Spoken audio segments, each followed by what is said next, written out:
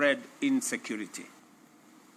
Across the continent, we face increasing asymmetry and transnational threats, from terrorism and armed conflict to cybercrime and environmental degradation. Here in the continent, and to you who are in the diaspora, you are most welcome. It's true that Captain Ibrahim Traoré has decided to send his special envoy, Commander Omar Yeble, to meet with the President of Kenya, President William Samoei Ruto.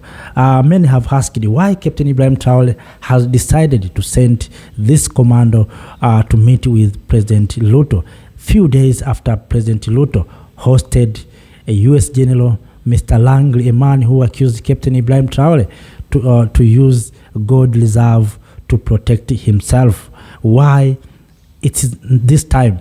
Of course, there are those who said maybe it's because of Ruto being closed to this Western power. And as you know, that next year, Kenya will host La Francophonie Summit, Africa-France Summit. The things that we know that countries such as Mali, Niger, and Burkina Faso have already withdrawn from La Francophonie. And Kenya is not a member of La Francophonie, but is hosting Africa-France Summit. So maybe there's something that maybe Traoré has seen that Ruto is going maybe in the wrong direction. Those are just speculation from many Africans. So if you have anything to share with us, please do so through the comment section. So let us now go back to the issue of General Langley. My dear lovely family, you remember that U.S. General Langley, who he was in Kenya last week, accused Captain Ibrahim Traoré for using gold reserve to protect himself. After that statement, we saw a foiled coup in Burkina Faso, and later on we saw him, General Langley, in Cote d'Ivoire or Ivory Coast, meeting with President Alassane Ouattara. The thing that elapsed Africans by saying General Langley want to overthrow Captain Ibrahim Traoré. And that comes because of those who tried to overthrow Captain Ibrahim Traoré, to assassinate Captain Ibrahim Traoré, flew to Cote d'Ivoire. And the government of Cote d'Ivoire did nothing to all those who tried to destabilize Burkina Faso. Africans connected the dots by saying that after that statement, we saw some Africans, paid Africans in Paris and some of them in Rome, Italy, protesting by saying Captain Ibrahim Traoré must step down. He's a dictator. Those are paid Africans to legitimize the statement of Mr. Langley. And historically, we know that if you go back to what happened to Libya, you remember that the Western media started like that by saying Gaddafi is dictator, Gaddafi is killing civilians, Gaddafi is that and that, is using oil reserve to protect himself and his family. Then the people of Libya became hungry and started demonstrating in the street. Some of them are being paid to do so. They went to the street, they demonstrated without knowing what is behind the scene. Then Gaddafi, with his police and the army, tried to stop them. When Gaddafi tried to stop them, because those people are already paid and they distract shops, they distract some infrastructures. So Gaddafi said, you people, don't be crazy. Go back home. He used policies. So the Western media said Gaddafi is killing them. Then NATO came to intervene by saying that it's going to protect civilians. Then, since then, you know what happened to Gaddafi. Even our leaders who tried to go there to mediate were told, shut down, shut up, go back home. That is what they were told. So, due to all those things, Africans have not forgotten those things. They have tried to connect dots that this man, Mr. Langley, is trying to legitimize his statement in order to maybe remove Captain Ibrahim Traoré from power or to assassinate Captain Ibrahim Traoré. And that's why you saw many Africans here in the continent, in different capitals, in the diaspora, in different capitals, protested and demonstrated with banners saying, "We stand with Captain Ibrahim Traoré." All over the continent, all over the world, white and black came together by saying, "Leave that man alone. Leave Burkina Faso alone." Africans and people with goodwill stands with Captain Ibrahim Traoré. Russia sent a special plane to pick him under the high security to attend the Russia Victory Day. So you can see that the world came to protect Captain Ibrahim Traoré. So due to that, many Africans have become hunger to General Langley. And when President Ruto hosted him, he faced a lot of critics by saying that Ruto is betraying the struggle. So maybe after that, Mr.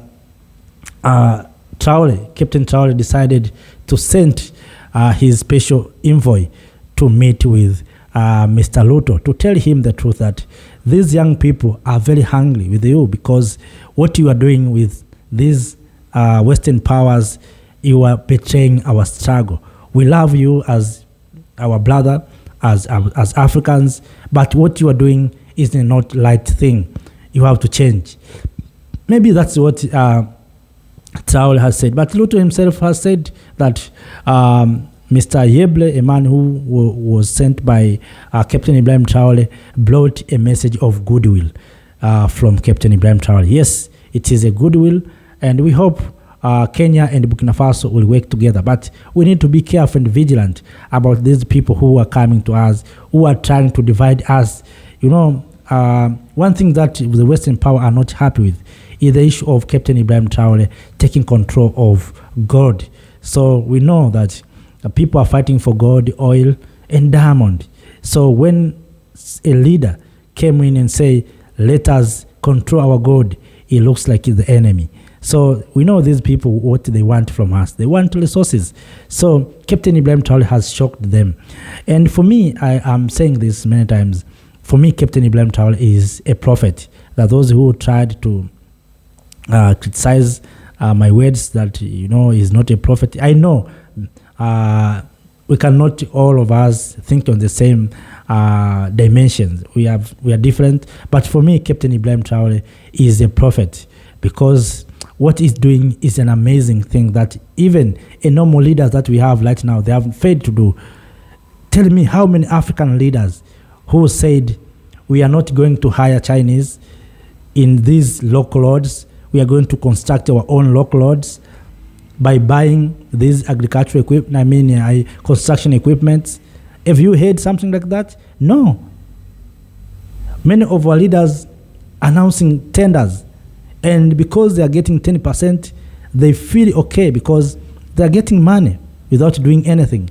But Captain Ibrahim Traoré said, "No, we are going to take our students, our people to China to learn advanced road construction skills and knowledge.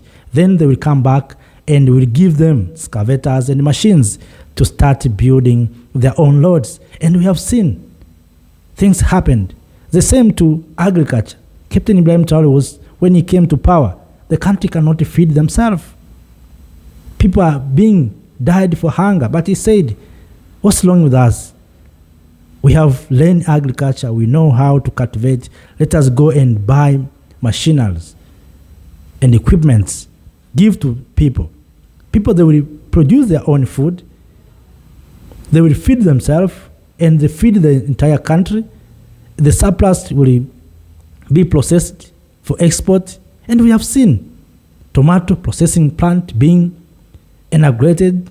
We have seen flowers processing plants being inaugurated. Those are industries. So you can see right now Burkina Faso is feeding itself, not because maybe they have in good weather. No, it's because of the vision made by the president of Burkina, Captain Ibrahim Traoré. He is so visionary. He is more than visionary. He is a prophet for me. So, but for you, maybe he's not a prophet, he's a military leader. Because sometimes, we Africans, we have been taught to hate ourselves.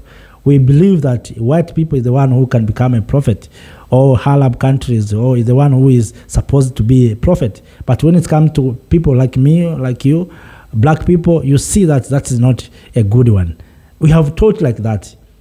But this time, I think Captain Ibrahim Traoré has came to awaken all of us. And that's why you see he has survived more than 20 coup attempt or assassination attempt. Tell me how many African leaders have survived like that.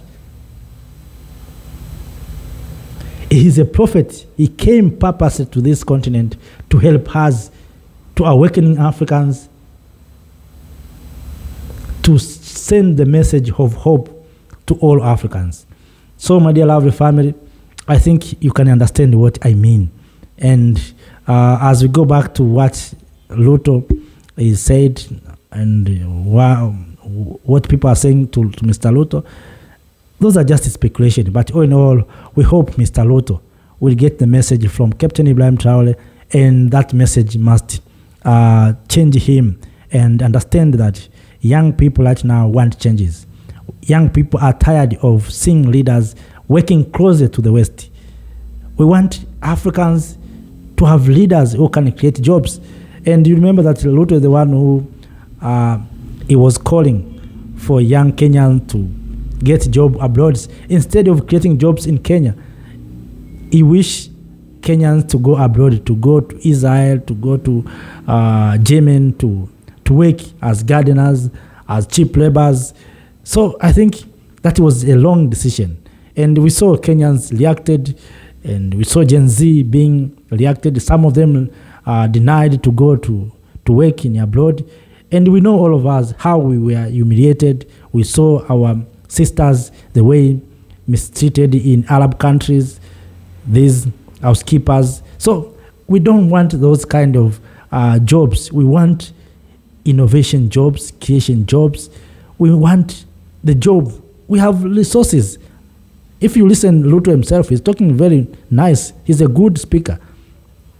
But when it comes to action, he's not a good in action. But I hope Captain Ibrahim Traoré will change Mr. Ruto. After that, my dear lovely family, friends, I have no more to share with you. If you have anything to share with us, please do so through the comment section. If you know more than us and you have more information, more good news from our mother continent, our motherland, please share with us through the comment section. And if you are new in this platform, make sure that you subscribe to join the family.